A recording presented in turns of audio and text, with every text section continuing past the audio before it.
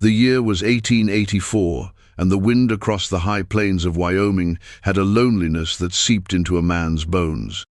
For Nathaniel Prescott, it was a familiar ache, a phantom limb of sorrow that had become as much a part of him as the calluses on his hands.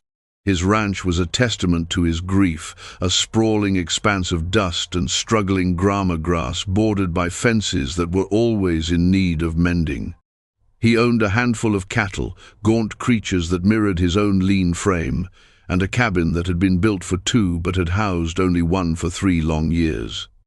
The silence within its log walls was a living thing, heavy with the ghost of a lullaby never sung, and the echo of a woman's laughter that had been stolen by a fever and a childbirth gone wrong. Nathaniel's life had shrunk to the size of his chores.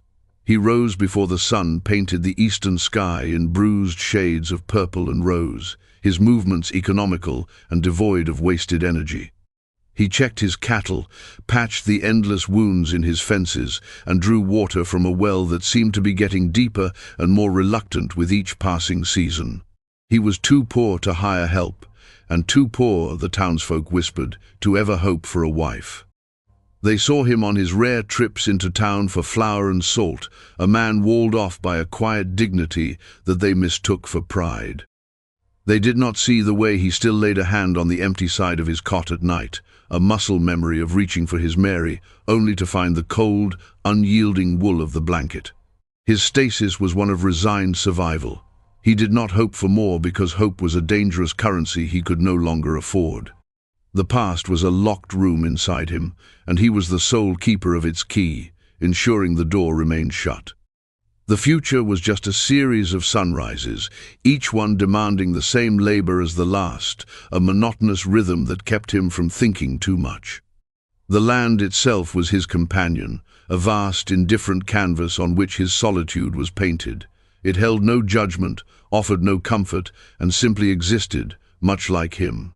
He was a man whittled down to his essential parts, work, memory, and a silence so profound it had its own sound.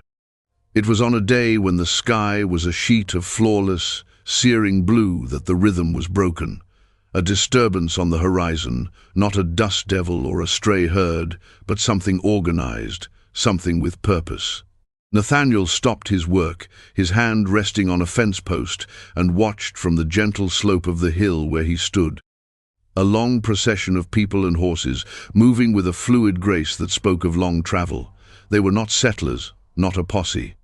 As they drew closer, the distinctive forms of Native American riders became clear. Cheyenne.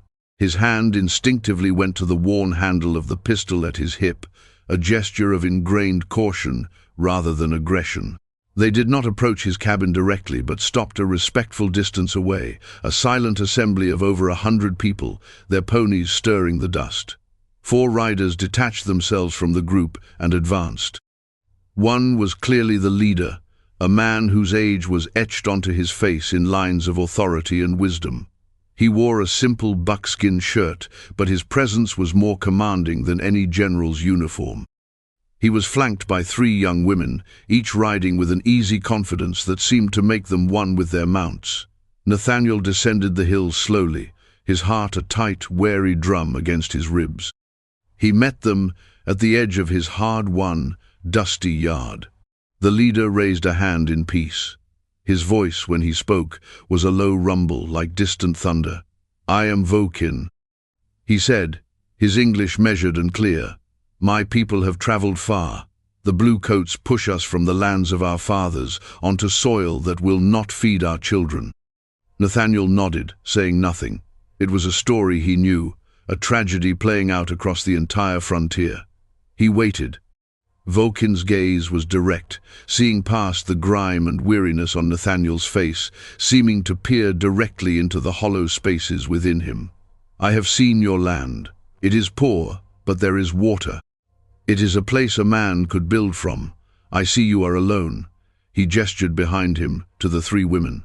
"These are my daughters, Mesa, the eldest, wise in the ways of the earth; Neva, who sees the spirit in the snow and the stone; and Soteo, who stands in the wind and does not bend." The women met his gaze without flinching. The eldest, Mesa, had a steady, assessing look. Neva's eyes were distant, as if seeing something beyond the harsh sunlight. The youngest, Soteo, had a fire in her dark eyes, a spark of defiance that seemed to challenge the very air she breathed. "A man alone cannot hold this much land," Vokin continued, his proposal laid out with the stark simplicity of the prairie itself. "And my people cannot survive without a place to anchor themselves. I offer you a trade, a kinship. You will take one of my daughters as your wife. She will be a partner to you, and her people will be your allies. We will have the right to graze our herds on the far edges of your land, to hunt in the hills. And you," he paused, letting the weight of his next words settle, "will have a dowry. 1,000 horses, enough to make you a king in this territory." Nathaniel stared, speechless. The sheer audacity of the offer was like a physical blow. 1,000 horses. It was a fortune beyond his wildest, most long-forgotten dreams. It was a lifeline, a kingdom, but the price was the one thing he had sworn he would never consider again: a wife, a woman to fill the space that Mary had left, a presence in the crushing silence of his home. It felt like a betrayal, a sacrilege, yet his gaze drifted over his dilapidated barn, his skeletal cattle, the parched earth. He was not surviving, he was slowly dying. He looked from the chief to the three women.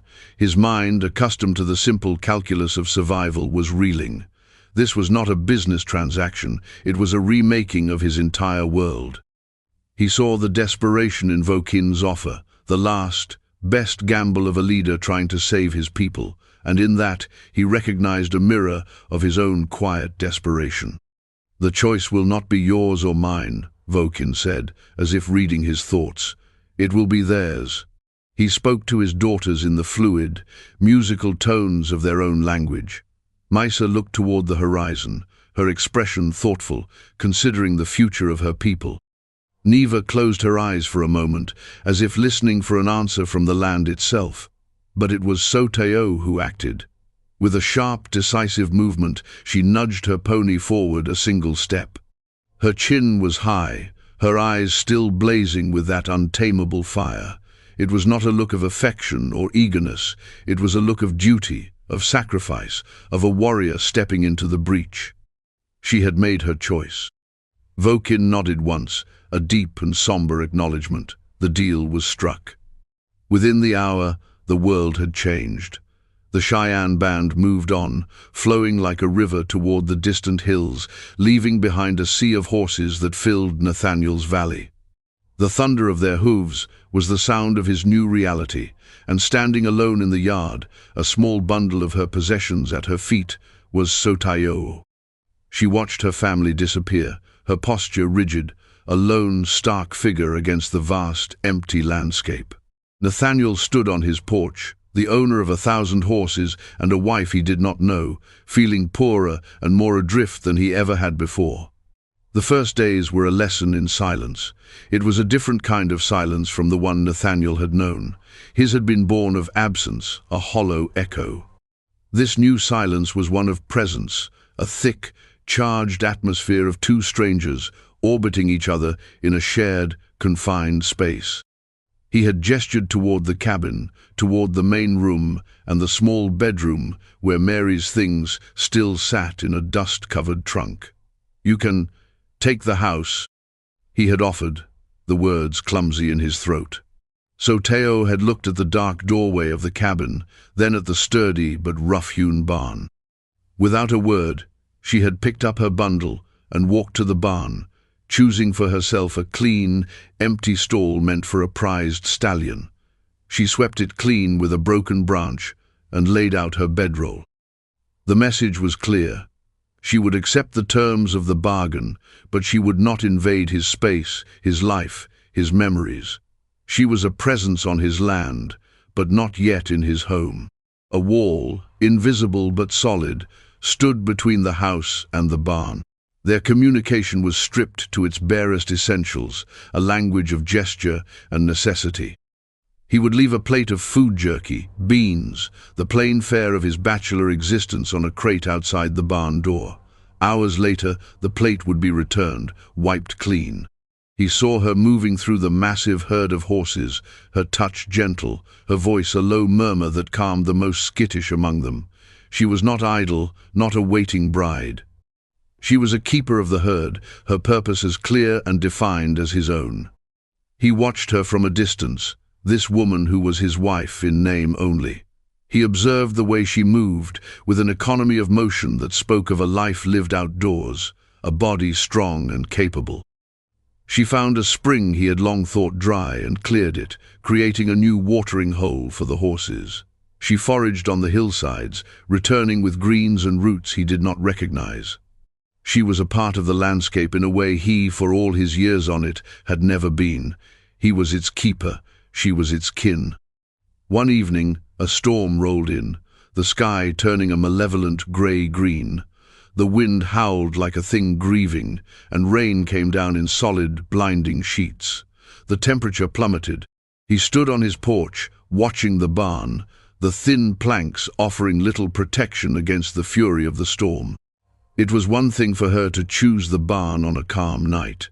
It was another for her to freeze in it.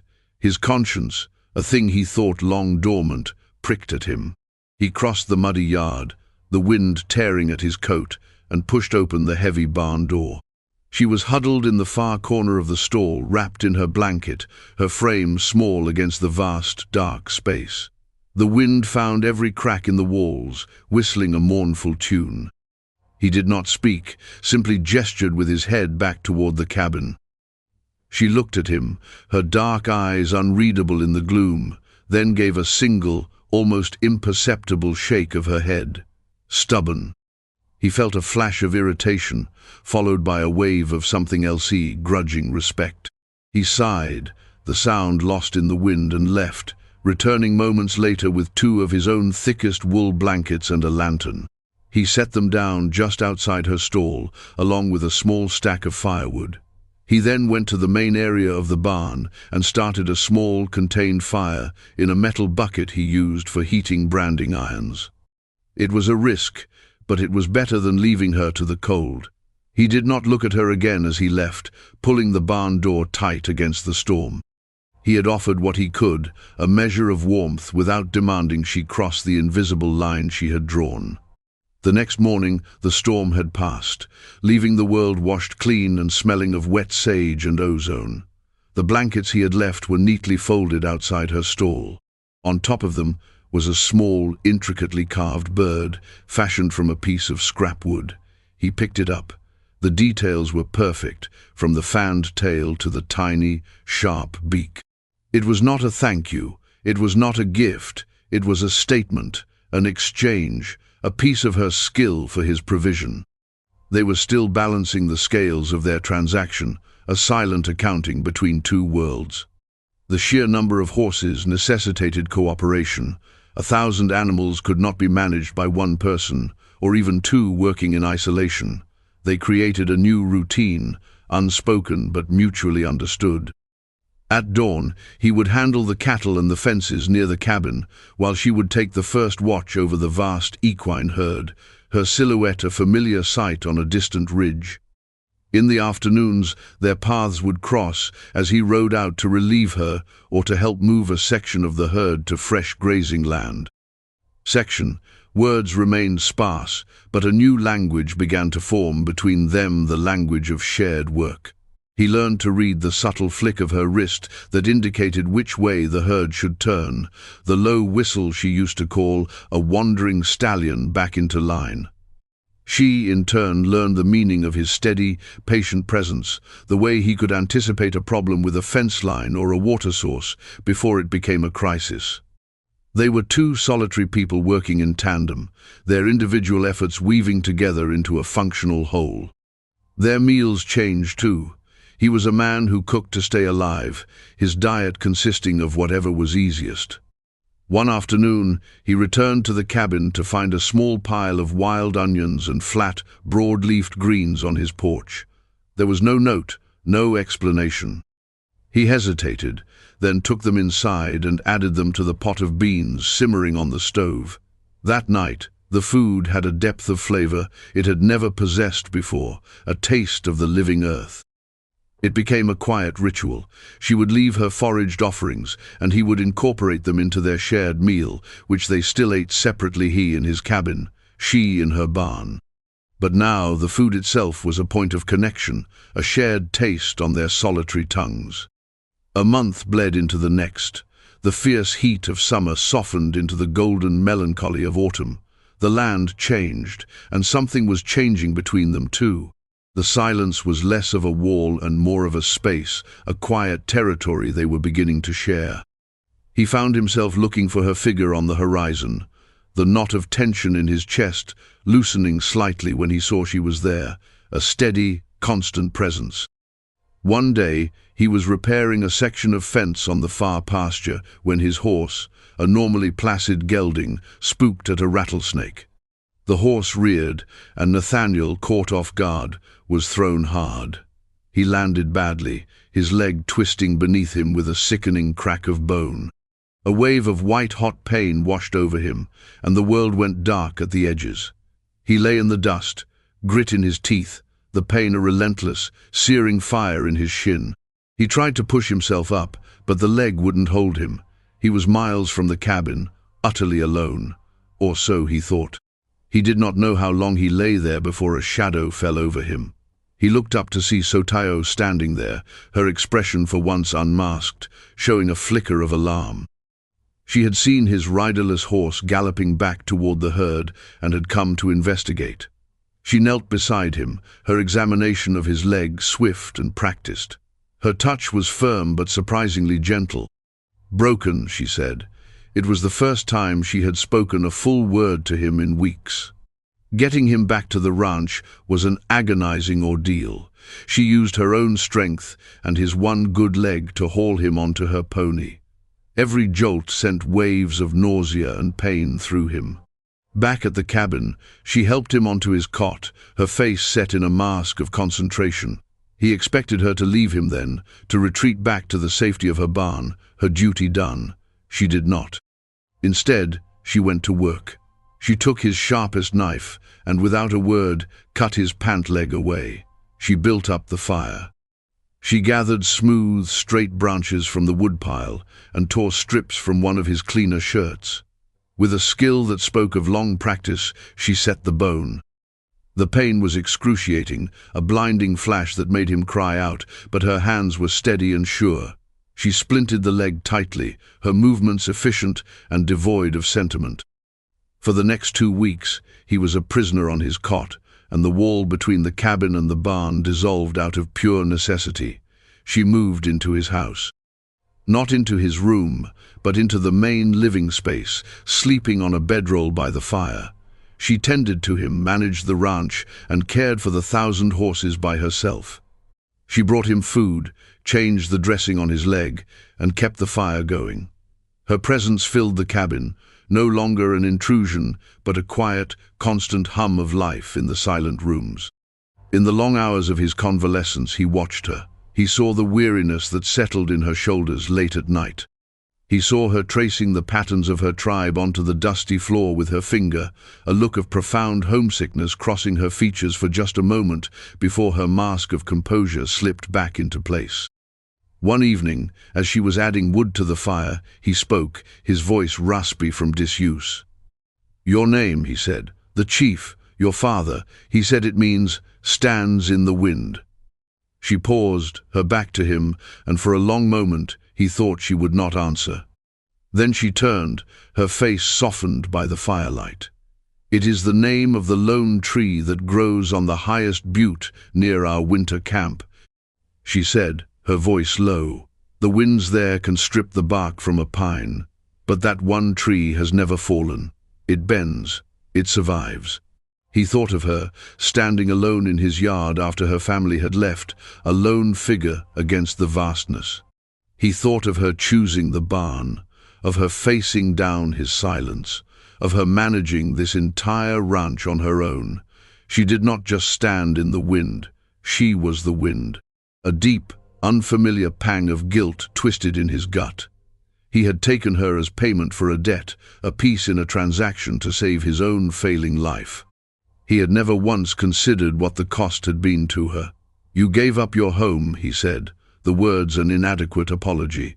"For this." He gestured around the small, dark cabin. She looked at him, her gaze direct and unflinching. "My people have a home for the winter. The horses have grazing land. My father's bargain was a good one." She spoke of it as a strategist, not a victim. In that moment, his perception of her shifted completely. She was not a girl he had acquired. She was a woman who had made a choice, a sacrifice born of strength and loyalty, not submission. He had been so lost in the geography of his own grief that he had failed to see the map of hers. He saw the strength it took for her to be here, in this alien place, with this silent, broken man. And for the first time since Mary's death, Nathaniel Prescott felt a profound and humbling connection to another living soul. The ice that had encased his heart for 3 years began to show the faintest of cracks.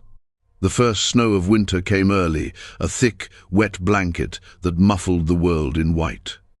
The leg had healed, leaving him with a limp that would likely be his companion for life, a physical reminder of his dependency on her. The incident had changed their dynamic. The wall was gone, and in its place was a fragile, tentative bridge. She still slept by the fire, but they now ate their meals at the same table, the silence between them more comfortable, punctuated by the small sounds of living. He learned more about her in small, quiet moments. He learned that she had a healer's knowledge of herbs, that she could predict the weather by the behavior of the birds, and that she possessed a quiet, dry wit that would surface unexpectedly, a brief flash of humor that would light up her serious face. In turn, she learned things about him. She saw the way his hands, though rough, could be gentle when mending a leather strap. She saw the deep sorrow that still lived in his eyes when he thought she was not looking. She never asked about it, but she knew it was there, a ghost that shared their cabin. As the snow deepened, they were forced to make a trip to town for supplies they could not forage or make. The 1,000 horses, now a recognized part of the Prescott Ranch, had made him a man of note. He was no longer just the poor, grieving widower. He was a man of substance, a mystery. He loaded the wagon, and Soteo, wrapped in a thick buffalo robe he had given her, climbed up beside him. It was her first time in the town, and her first time being presented, officially, as his wife. The town of Redemption was a collection of raw timber buildings, huddled against the vast whiteness of the plains. As their wagon rolled down the main street, curtains twitched in windows. Heads turned. The whispers followed them like a trail of smoke. When Nathaniel pulled up in front of Hale's Mercantile, a group of men loafing on the porch fell silent, their eyes fixed on Soteo with a mixture of curiosity and open hostility. Nathaniel felt a familiar defensiveness rise in him, but it was different now. It was not for himself, but for her. He helped her down from the wagon, his hand briefly touching her arm, a small protective gesture. He could feel her tense beside him, her back straight, her chin high, as she faced the silent, staring men. Inside, the store was warm and smelled of coffee, leather, and dried apples. Mr. Hale, a portly man with a perpetually sour expression, stood behind the counter. His eyes flickered from Nathaniel to Soteo and back again, his lips tightening in disapproval. "Prescott," he said, his tone clipped. "Heard you came into some fortune." He said the word fortune as if it were an accusation. "I need flour, salt, coffee, and cartridges," Nathaniel said, ignoring the jibe. Hale's gaze lingered on Sotero. "Don't serve her kind in here," he said, his voice low and venomous. "You want your goods, you have her wait outside with the horses, where she belongs." The air in the store grew thick and cold. Soteo did not flinch, her expression unreadable, but Nathaniel felt a tremor of rage go through him, hot and cleansing. For 3 years he had been a ghost, moving through this town and his life without passion or anger. He had accepted their pity and their judgment with mute indifference. But this insult, aimed at the woman who had set his bone, managed his ranch, and shared his table, was an insult he would not swallow. He placed both of his hands flat on the counter and leaned forward, his voice quiet, but carrying the deadly weight of a coiled snake. "Her name is Sotayo Prescott. She is my wife. And you will show her the respect that name commands. Now, you will fill my order, or I will take my business, and the business of every man who works my herd from now on, to the next town." The threat was not idle. The Prescott Ranch, with its 1,000 horses, was suddenly the biggest enterprise in the county. The loss of its business would cripple the mercantile. Hale's face flushed a blotchy red. He looked from Nathaniel's cold, determined eyes to the silent, defiant woman beside him. He saw he had misjudged the man. This was not the broken widower he remembered. This was someone new. With ill grace, Hale turned and began to gather the supplies, slamming them onto the counter. The other customers in the store watched, their expressions ranging from disapproval to a new, grudging respect. Nathaniel had drawn a line in the sand. He paid for his goods, loaded the wagon, and helped Sotayo back onto the seat, all under the watchful, resentful eyes of the townsfolk. As they rode out of town, the silence in the wagon was different yet again. It was the silence of a battle fought and won together. He glanced at her. Her face was turned away, looking out at the endless expanse of snow, but he saw the tension in her shoulders begin to ease. "Thank you," she said, her voice so soft he almost missed it. "He had no right," Nathaniel replied, his hands tight on the reins. He had not done it for a thank you. He had done it because, in that moment, in that store, her dignity had felt as important as his own. He had defended her, and in doing so, he had defended the new life that was beginning to take root in the barren soil of his old one. They were no longer just two parties in a transaction.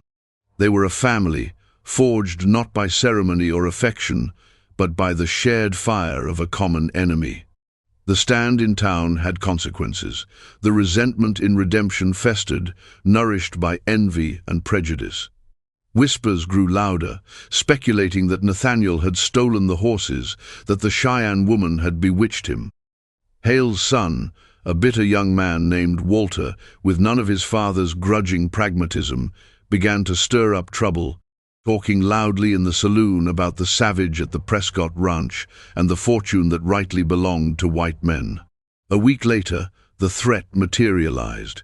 It was near dusk, the sky a deep, bruised plum color, when Nathaniel saw them coming. A group of about a dozen riders, dark shapes moving against the snow, their intent clear in the aggressive way they approached the cabin. He recognized Walter Hale at their head. "Sotayo inside," he ordered, his voice sharp. He grabbed his rifle from its pegs by the door. "Bar the door and stay away from the windows." She looked from him to the approaching riders, her eyes dark with understanding. She did not argue. She slipped inside the cabin, and he heard the heavy wooden bar fall into place. He stood on the porch, his rifle held loosely at his side, a lone figure waiting for the confrontation. His heart was pounding, but his mind was strangely calm. He was no longer defending just land and property. He was defending his home. Walter Hale and his men pulled up in a half-circle, their horses stamping nervously in the snow. Their faces, flushed with cheap whiskey and self-righteous anger, were ugly in the fading light. "Prescott," Walter shouted, "we've come for what's ours. This land, these horses. They belong to folks like us, not to be squandered on some Indian witch. Send her out." "This is my land," Nathaniel said, his voice even and cold. "And that is my wife. You are not welcome here. Turn around and ride out." A few of the men shifted uncomfortably, but Walter laughed, a harsh, unpleasant sound. "We're not asking, we're telling. We'll drive off the herd and burn you out if we have to." He raised his own rifle, a clear challenge. Nathaniel raised his rifle to match. The standoff was absolute, a dozen men against one. He knew he could not win a direct fight. He was buying time, but for what, he did not know. The air grew taut, stretched to the breaking point. A single twitch, a single shot, would unleash hell. And then a sound began, low and deep, a rumbling that seemed to come from the earth itself. It grew rapidly, a thunder that shook the ground. The men's horses started to whinny and roll their eyes in terror.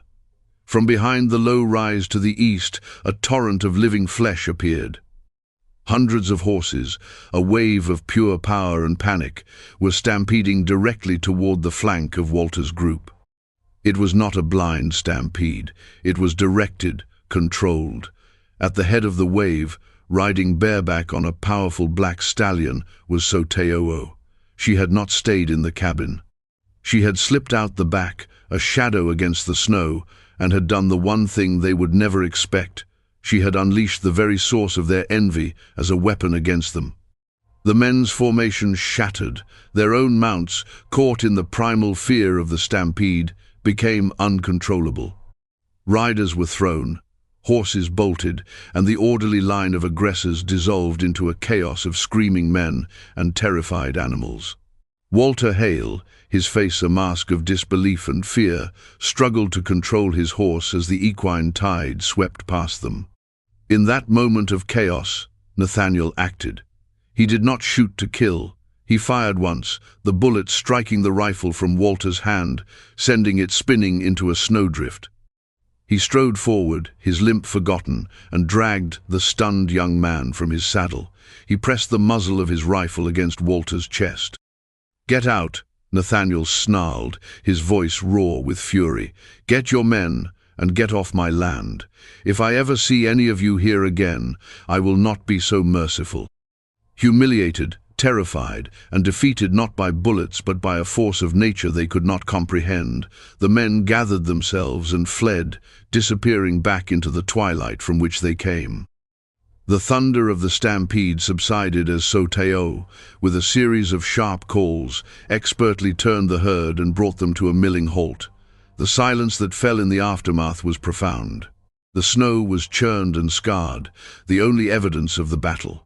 Nathaniel released Walter's horse and let the younger Hale scramble away into the darkness. He stood there, breathing heavily, the adrenaline slowly draining away, leaving him trembling. Sotao rode up to him, her face flushed with exertion, her eyes bright. She slipped off her horse and stood before him in the snow. They had faced the fire together and had not been burned. They had stood against the world and won.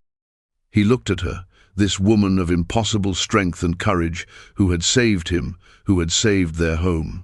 All the walls, all the reservations, all the ghosts of the past crumbled to dust in that single silent moment.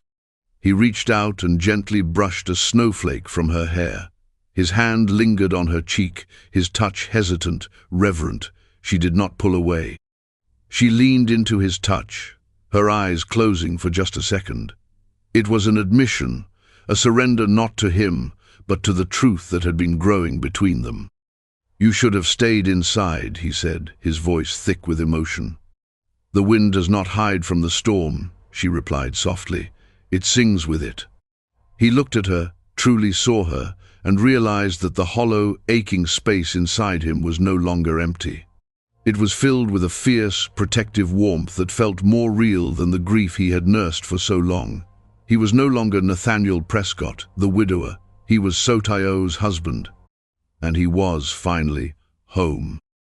In the quiet days that followed the failed raid, a new equilibrium settled over the ranch. The confrontation had acted like a fire, clearing away the underbrush of uncertainty and mistrust, leaving the ground fertile for new growth. That night, after the last of the marauders had vanished, Nathaniel had gone back into the cabin. He walked to the mantelpiece where a small, silver-framed portrait of Mary had stood for 3 years, a silent, lonely sentinel. With gentle hands, he took it down. He did not hide it away, but polished the glass with his sleeve and placed it carefully inside the trunk with her other belongings. It was not an act of erasure, but of acceptance. He was closing a chapter, not forgetting the story. Then he turned to Sotao, who had been watching him from the doorway. "The fire is warmer in here." he said, his voice quiet. Your bedroll should be by the hearth. This is your home now, in full. She held his gaze for a long moment, then gave a slow, deliberate nod. That night, she did not unroll her bed in the main room. She brought it into the small bedroom and laid it beside his cot. They slept in the same room, the space between them no longer a chasm of strangeness, but a quiet river of shared understanding. Winter thawed into a vibrant spring. The land, nourished by the deep snows, exploded in a riot of green grasses and wildflowers. The herds grew fat and strong. The ranch, once a symbol of Nathaniel's decay, was now a thriving testament to their joint effort. The work was still hard, but it was no longer a lonely burden. They moved in a comfortable rhythm, their separate skills braided into a single, strong cord. He taught her how to mend the more complex machinery in the barn. She taught him the names of the stars in the Cheyenne tongue. One warm evening in late spring, Chief Vokin returned, accompanied by a small party of warriors. He came not as a desperate leader, but as a father. He saw the healthy herds, the mended fences, the look of profound peace that now settled on his daughter's face. He saw the way she and Nathaniel moved around each other, an unspoken conversation in every shared glance and easy gesture. Vokini and Nathaniel sat on the porch, watching as Sotayo moved among her favorite mares. When I left her here, the chief said, his gaze distant, my heart was heavy. I gave my daughter to a stranger to save my people. I feared I had traded her life for ours.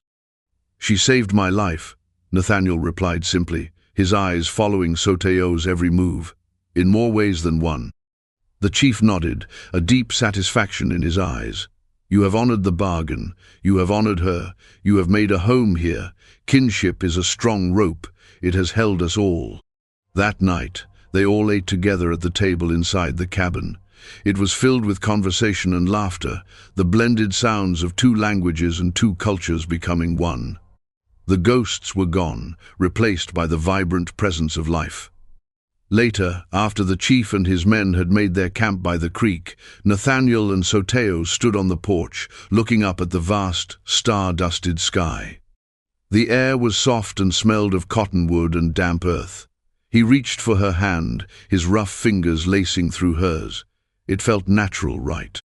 I was a poor man when your father arrived, Nathaniel said, his voice a low murmur. Not because I had no money, but because I had no future. I was living in the past, with nothing to look forward to but the sunset. She turned to him, her dark eyes reflecting the starlight. And now? He looked down at their joined hands, then into her face. He saw not a stranger, not a bargain, but his wife, his partner, his heart. The loneliness that had been his skin for so long had been shed, leaving behind something new and resilient. Now, he said, a smile touching his lips for what felt like the first time in an age. Now I own 1,000 horses, and I am the richest man in the world. He drew her closer, and under the silent, watchful eyes of the Wyoming stars, he kissed her. It was not a kiss of frantic passion, but of quiet, profound gratitude. It was the kiss of a man who had been lost in the wilderness of his own sorrow and had been led home by a woman who knew how to stand in the wind. They had taken the broken pieces of two separate lives and built something strong and whole, a sanctuary against the harshness of the world, proving that a home was not a place you found, but a grace you built together. Dust and silence. That's all he left her.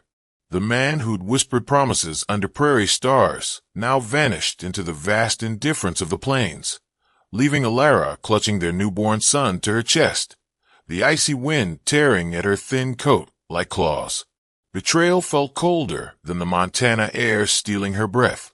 Abandoned, discarded, left for dead in a wilderness that swallowed hope whole. But the wild has its own watchers, its own justice.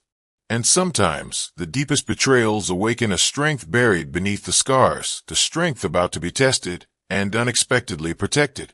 Her ending hadn't been written yet, not by a long shot. 6 months. That's how long Alara had clung to the dream spun by Corbin Thorne. She'd stepped off the stagecoach onto Montana soil with little more than hope and the secret life growing inside her. Corbin had met her himself, riding a fine chestnut gelding, exuding a confidence that seemed as vast as the territory he claimed.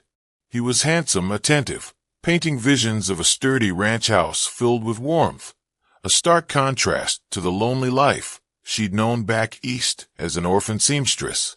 His words were a balm to old wounds. He spoke of ambition, of carving a legacy from the tough land. The Circle T Ranch was his domain, isolated deep in a river valley, miles from the nearest dusty town. He called it potential. To Alara, it felt like the edge of the world.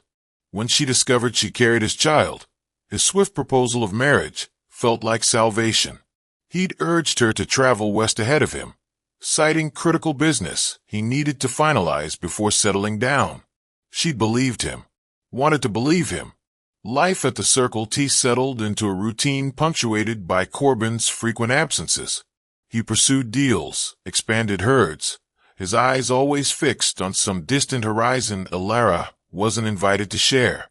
She kept busy, trying to carve her own space, tending a small garden, sewing, observing. She noticed things. The way Corbin's smile rarely warmed his calculating blue eyes. The tight set of his jaw when things didn't go his way. The almost casual cruelty he showed towards a stray dog or a hand who made a mistake. His foreman, a quiet man named Barlow, watched Corbin with a wary deference that bordered on fear. Alara felt a growing unease, a subtle dissonance between the man who wooed her and the man who ran this ranch with an iron fist. She tried to dismiss it as frontier toughness, the necessary grit to succeed. She focused on the baby growing within her, stitching tiny clothes, pouring all her yearning for belonging into this unborn child. Corbin spoke of their son, their future, but his gaze seemed to skim past her, already calculating his next move on a board where she was merely a temporary piece. Then, weeks early, the baby arrived. A son. Small, fierce, perfect. The birth was hard, attended only by Barlow's wife, fetched from miles away. Holding her child, Alara felt an overwhelming surge of protective love, a purpose sharper than any fear. But Corbin's reaction extinguished that fragile warmth. He entered the room, his polished boots echoing on the rough floorboards. He glanced at the infant, his face impassive. "A boy," he stated, his voice flat, devoid of paternal pride. "That complicates the timeline." Complicates? The word hung in the air, cold and sharp. In the days that followed, Corbin grew distant, evasive. Talk of marriage ceased. He spoke instead of needing privacy, of delicate negotiations with a powerful family back east, the Hendersons, mentioning their daughter, a lucrative land merger. His gaze slid past Alara and the baby as if they were inconvenient shadows. The chill deepened when she overheard fragments of a hushed, angry conversation between Corbin and Barlow near the stables. "Can't risk exposure, Barlow. Not with the Henderson deal closing. Everything hinges on this." Corbin's voice was like chipped flint. "She has to disappear. Quietly. Naturally. This land, it swallows people. Disappear. Henderson deal." The pieces slammed together in Alara's mind with brutal force. She and her son weren't complications. They were liabilities to be erased for a wealthier bride, a bigger empire. The promises, the shared future, all calculated lies. Bile rose in her throat, but years of quiet endurance kept the panic hidden behind a calm facade. She couldn't let him see her fear. 2 days later, Corbin approached her, his face arranged in lines of false concern. "Alara," he said, his voice smooth as riverstone. "It's too exposed here for the baby. Too rough. I've prepared the old line shack up in Coyote Draw. It's secluded, sheltered. Much better for you both. Just for a short while, until I finalize things here." Coyote Draw, a name whispered by hands only in reference to its remoteness, its decay. Secluded wasn't shelter, it was isolation. "When should we expect you?" she asked, her voice carefully neutral, her eyes lowered. "Soon," he answered, already turning away, impatient. "Barlow will bring more supplies in a week or so. Pack light." He seemed relieved, eager to be done with it. He didn't ask to hold his son. He didn't offer a word of comfort. He was already moving on. Tomorrow, he would lead her not to safety, but to a place chosen for its silence, its ability to erase inconvenient lives. The charming rancher was gone, leaving only the predator beneath. The journey to Coyote Draw felt like a funeral procession. Corbin rode ahead, rigid in the saddle, never looking back.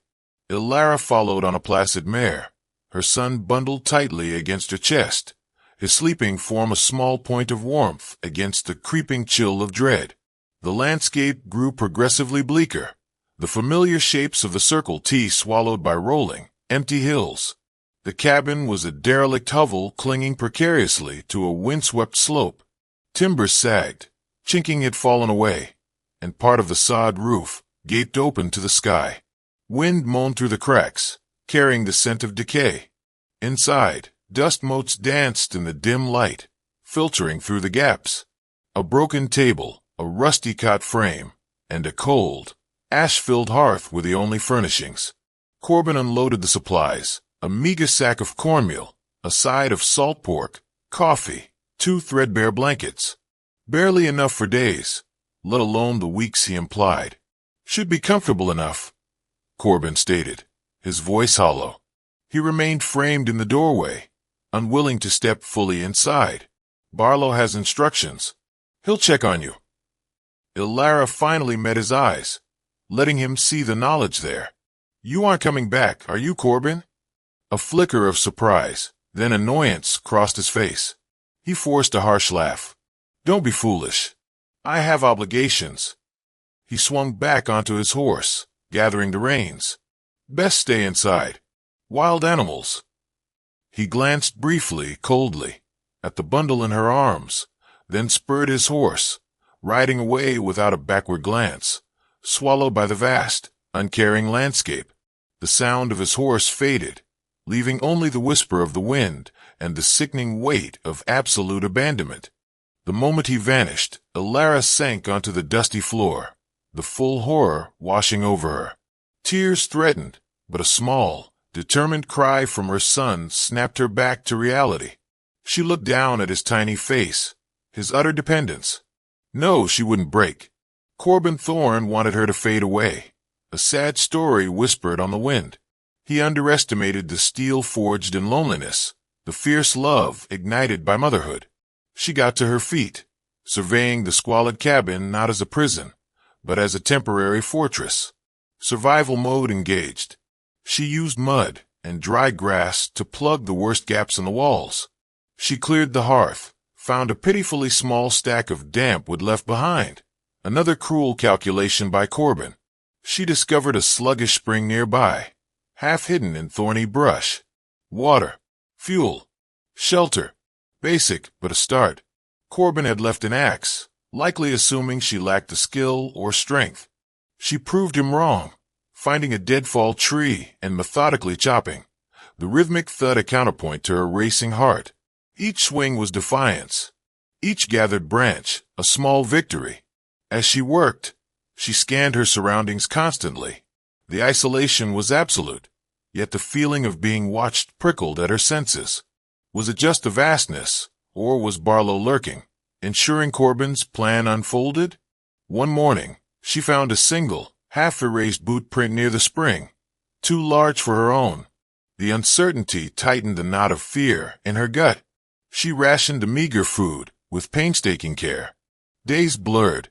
She talked to her son, sang softly, her voice a frail shield against the oppressive silence. She told him stories of resilience, stories she needed to believe herself. Every night, she barricaded the flimsy door and slept with the axe beside the cot, her senses on high alert. Corbin expected weakness, despair. He didn't realize he'd left her with the one thing more powerful than his ambition, the unwavering will to protect her child. Escape was the only option. But how? And when? Before the food ran out?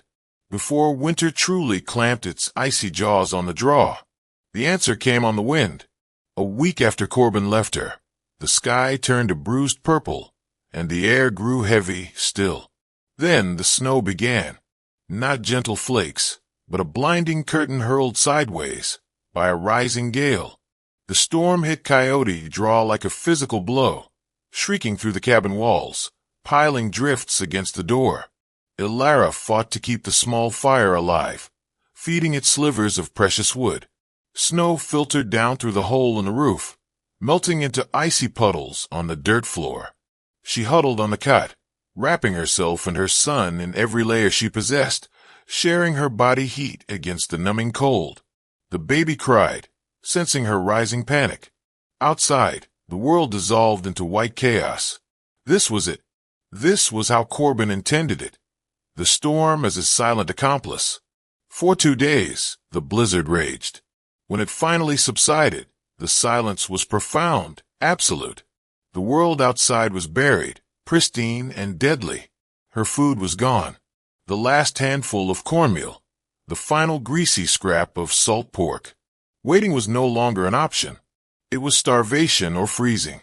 Moving offered only a sliver of hope, a desperate gamble against the odds.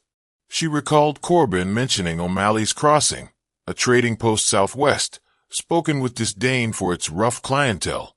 Miles away, across snow-drifted, unknown territory. Madness, but staying was certain death. With fingers stiff from cold, Ilara bundled her son, layering his clothes, tucking him deep inside her coat. She packed the axe, the empty bucket for melting snow, the last blanket. Strapping the meager bundle to her back, she took a deep breath that scraped her lungs, pushed open the snow-drifted door, and stepped into the blinding, silent wilderness. Walking was agony. The snow, powdery and deep, dragged at her legs, sometimes sinking her to the waist. Each step was a monumental effort. The sun glared off the white expanse, offering light, but no warmth. Keeping the low sun on her left, she pushed southwest, praying O'Malley's wasn't just a figment of desperate hope. Hours crawled by. The sheer scale of the landscape, its brutal beauty, felt suffocating. Doubt clawed at her. Was she leading her son to a faster death? She stumbled, falling face first into a drift, the impact driving the air from her lungs. For a moment she lay there, the cold seeping in, the urge to simply close her eyes overwhelming. A faint whimper from inside her coat. Her son. Life. Purpose. She pushed herself up, gasping, scanning the white horizon. Movement. A dark shape against a distant ridge. A rider? Corbin? Barlow. Checking on his handiwork. Fear, cold and sharp, jolted her back to life. She pushed onward, harder now, driven by a primal instinct to flee, to protect, her ragged tracks scarring the perfect snow behind her. Late afternoon shadows stretched long and blue across the snow. Ilara was nearing the end of her strength. Her vision blurred, legs trembled uncontrollably. She desperately scanned for any shelter from the coming night, the deadly cold, a rock outcropping, a stand of trees, anything. And then she saw him, not the distant rider, but closer, materializing from a grove of snow-heavy pines, like a spirit of the winter woods. An Indian man on a spotted pony, the animal almost invisible against the snow. He wore tanned hides, a heavy buffalo robe, his long black hair braided with fur. A rifle lay across his lap. He watched her, utterly still, his dark eyes intense, missing nothing. Ilara froze, heart hammering. Fear, cold and primal, gripped her. Fear fed by settlers' tales of violence. Had she traded one danger for another? She instinctively shielded her son. The rider didn't move, his expression unreadable. His gaze took in her exhausted state, the infant hidden in her coat, the desperate trail she'd blazed. His eyes lingered on the small, worn saddlebag tied to her pack, a bag Corbin had provided, adorned with a single, distinctive silver concho, shaped like a bird's wing. Slowly, deliberately, he swung down from his pony, landing silently in the snow. He held up a hand, palm out. Peace. He took one cautious step towards her. Ilara flinched back. He stopped.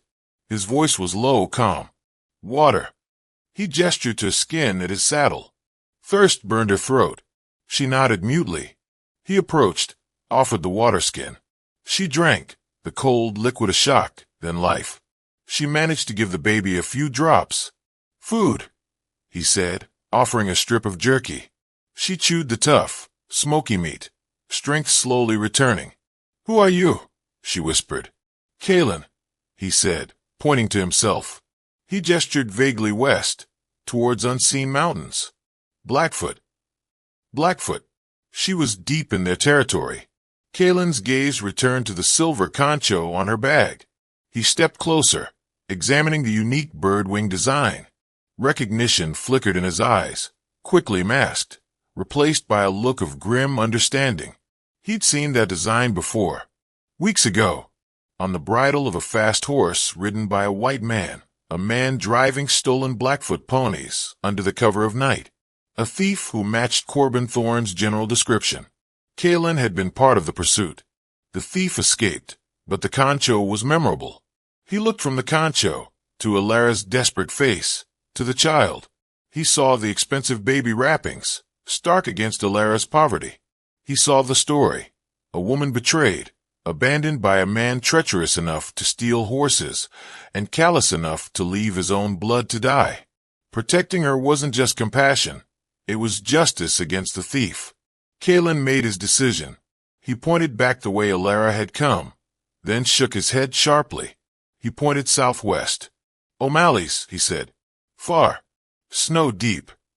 He looked at her, at the baby. They wouldn't make it. I guide. He retrieved a thick beaver pelt from his pony. Warmth. For child. Ilara stared. Guide. Help. A fragile hope unfurled within her. She took the offered fur, wrapping it around her son. The unexpected kindness, the quiet strength in Kalen's eyes, felt like the first true warmth she'd known in months. Maybe they had a chance. Kalen moved through the snowbound world with silent competence. He knew the hidden ways, the paths of least resistance. He found shelter, snared rabbits with swift efficiency, built small, discreet fires. He shared his food, showed her how to melt snow in the bucket, pointed out animal tracks. His silence wasn't empty. It was watchful assessing. He checked their back trail constantly, his senses attuned to the wilderness in a way that awed Ilara. He treated the land and its creatures with a respect that shamed Corbin's careless arrogance. Occasionally, his gaze would rest on a sleeping infant, a flicker of something unreadable, sadness, empathy, in his dark eyes before his stoic mask returned. Ilara began to trust him implicitly. His quiet capability was a shield against the fear that still lingered. She saw not a savage, but a man of profound dignity, deeply connected to the world Corbin sought only to conquer and exploit. On the third morning, camped in a rocky ravine, Kalen suddenly went still, listening intently. He crept to the ravine's edge, peering back along their trail. He returned moments later, his expression hard. 2 riders, he breathed, coming fast. Ice flooded Ilara's veins. Corbin. He'd come back to silence her for good. What do we do? She whispered, clutching her son. Kalen's eyes narrowed, scanning the narrow, boulder-strewn canyon ahead. We make stand, he said, his voice tight. Here. He pointed towards the canyon mouth. Good ground. He quickly kicked snow over their tracks, grabbed their meager gear, and hurried Ilara toward a jumble of large rocks partway up the canyon slope. Stay low. Keep Papoose quiet. He vanished behind a rockfall near the entrance, rifle ready, becoming one with the shadows. Ilara huddled behind the boulders, heart pounding, muffling her son against her chest, praying for silence. The waiting stretched, each beat of her heart echoing in the frozen air. Then, hoofbeats crunching on snow. Voices. Corbin Thorne rode into the canyon mouth, his face taut with suspicion, Barlow trailing him, looking uneasy. Tracks end here, Barlow muttered, gesturing. Maybe she froze. Maybe, Corbin snapped. his eyes sweeping the shadowed rocks. "But I want proof. Find her." He nudged his horse forward. The instant Corbin passed Kalen's position, the Blackfoot scout moved. He stepped out, rifle aimed squarely at Barlow. "Drop rifle," Kalen ordered, his voice sharp. Barlow reacted instinctively, swinging his weapon up. Kalen fired. The shot slammed through the canyon. Barlow cried out, dropping his rifle, clutching a suddenly bloody shoulder as he swayed in the saddle. Corbin spun, reaching for his sidearm. But Kalen was a blur of motion, launching himself from the rocks, tackling Corbin, dragging him off his horse. They hit the ground hard.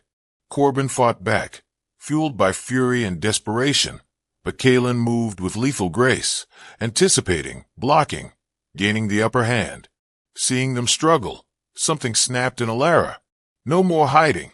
She scrambled down from her rocky perch, the axe still in her hand, her son held tight.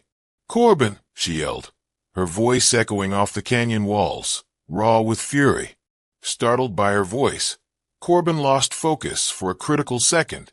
Kalen struck hard, a blow that rocked Corbin's head back. Kalen pinned him, a knife appearing instantly, its cold steel pressed against Corbin's throat. Panic flared in Corbin's eyes as he stared up at Kalen, then flicked towards Alara. His arrogance dissolved into raw terror. "Alara, wait!" It was Barlow. He misunderstood. "We can fix this." "There's nothing to fix, Corbin," Alara said, her voice shaking but steady. "You left us. You left your son to die in the cold." She stepped closer, letting him see the tiny, bundled life he tried to erase. Cornered, exposed, Corbin's facade crumbled completely. "Damn you," he snarled, straining against Kalen's hold. "You were supposed to be gone." He glared at Kalen. "Let me go. I'll pay you. Gold, horses, whatever you want. Just get rid of her." Kalen didn't respond, his grip tightening, the knife point biting slightly. He looked at Alara, his eyes questioning. Justice was hers to claim too. Alara looked down at the man responsible for her deepest pain. She saw only a sniveling coward, stripped bare. Killing him felt insufficient. Seeing him broken, powerless, was its own form of reckoning. "He needs to answer for what he stole," she said, her voice finding a new strength. "From me, and from others." She glanced meaningfully at Kalen, thinking of the concho, the stolen ponies. Kalen understood. He efficiently disarmed Corbin, taking his pistol and another knife from his boot. He bound Corbin's hands tightly. Barlow, meanwhile, watched numbly, clutching his wounded shoulder, offering no interference. Kalen jerked his head at Barlow. "Ride," he commanded. "Forget this place, or I find you." Pale and trembling, Barlow hauled himself onto his horse and fled the canyon. Corbin glared at Alara, hatred twisting his features. "You'll pay for this," he spat. Alara met his gaze, the last vestiges of fear replaced by cold resolve. "No, Corbin," she said quietly. "You will." The balance had shifted irrevocably in the cold Montana canyon. Kalen dealt with Corbin Thorne decisively. He confiscated Corbin's horse and weapons, leaving the bound man miles from anywhere, facing the same unforgiving winter he had intended for Alara and his son. His fate now rested with the wilderness, and whatever passed for justice, should he somehow survive the trek back. Men like Thorne, Kalen knew, built empires on sand. Without power and fear, they crumbled. Kalen then turned back to Alara. He adjusted Corbin's saddle onto the captured horse for her, ensuring it was secure. Silently, he led her and the baby out of the canyon, resuming the journey southwest. The silence between them now felt different, a shared understanding forged in conflict and survival. They reached O'Malley's, crossing the following evening, a rough outpost clinging to a frozen riverbank. Suspicious eyes watched from the saloon and store as Kalen rode in with the white woman and child. Kalen spoke briefly with O'Malley, the wary proprietor, arranging shelter for Alara. He traded Corbin's horse for supplies, ensuring Alara had a warm room, food, and firewood to last until the thaw might allow passage further east. Before departing, Kalen paused beside Alara. He looked down at the sleeping infant, now safe and warm. "He has strong spirit," Kalen observed, a rare warmth touching his voice. "Like mother." Tears welled in Alara's eyes, tears not of sorrow, but of overwhelming gratitude. "Thank you, Kalen," she managed. "You saved us. How can I ever repay?" Kalen simply inclined his head. His gaze touched the silver concho on her saddlebag, then met hers again. "Live well," he said quietly. "Protect the child. Teach him truth." He swung onto his pony. With a final nod, he turned west, riding towards the distant mountains, disappearing back into the vast landscape as silently as he had appeared. Alara watched him go, the cold air bracing against her face. She held her son close, feeling the steady beat of his small heart against her own. She had faced betrayal, abandonment, the raw fury of the wilderness, and she had endured. The naive woman searching for borrowed dreams was gone, reforged in the crucible of the frontier. Turning, she walked towards the flickering lights of the trading post, towards an unknown future. The West remained a harsh, demanding land, but she faced it now not with fear, but with the quiet certainty of her own strength, the fierce love for a child, and the enduring memory of a Blackfoot warrior's unexpected, unwavering protection. Corbin Thorne had tried to write her ending, but Alara was just beginning to write her own story, etched in resilience on the heart of the dusty trail.